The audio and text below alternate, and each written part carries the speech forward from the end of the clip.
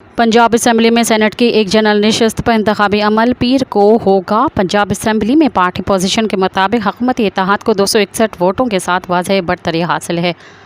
Punjab assembly के senate की एक जनरल नशस्त के लिए हुकूमती उम्मीदवार हाफिज़ अब्दुल करीम जबकि अपोजिशन के उम्मीदवार महर अब्दुल सत्तार के माबेन 1 to 1 मुकाबला होगा।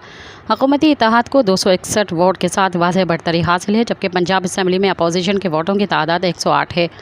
पंजाब असम्बली में कुल नशिस्तों की तादाद 371 है, जबकि 2 नशिस्तें खाली हैं। इसी तरह पंजाब असम्बली में कुल वोटों की तादाद 369 है, जिसमें मुस्लिम लीग नून के वोटों की तादाद 229 है। पंजाब असम्बली में पीपल्स पार्टी के 16, मुस्लिम लीग काफ के 11, मुस्लिम लीग ज़िया का 1, सुन्नी इत्तेहाद कौंसिल के 75, आज़ाद अरकान के 28, तहरीक लब्बैक और मजलिस वहदतुल मुस्लिमीन का 1-1 वोट है, जबकि इस्तेहकाम पाकिस्तान पार्टी के 7 वोट हैं।